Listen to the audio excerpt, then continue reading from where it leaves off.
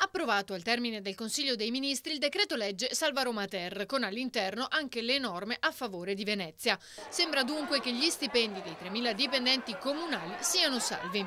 Con questo emendamento si dovrebbero aggirare il blocco delle assunzioni e degli investimenti, oltre ad evitare un drastico taglio dei trasferimenti statali.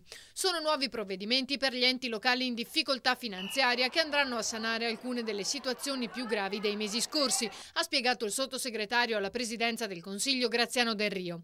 Ci auguriamo adesso che nessuno si prenda meriti che non ha, hanno invece dichiarato i sindacati in una nota.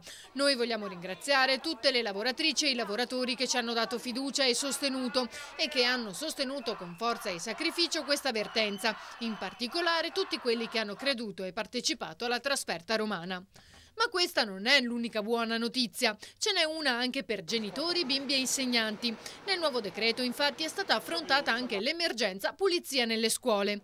Il provvedimento prevede una proroga fino al 31 marzo, ha spiegato il ministro all'istruzione Giannini, con un finanziamento del Ministero. Martedì poi ci sarà un incontro interministeriale per mettere a punto un piano di riqualificazione del settore che dovrebbe permettere di non vivere più situazioni di emergenza come quelle che si sono registrate negli ultimi mesi.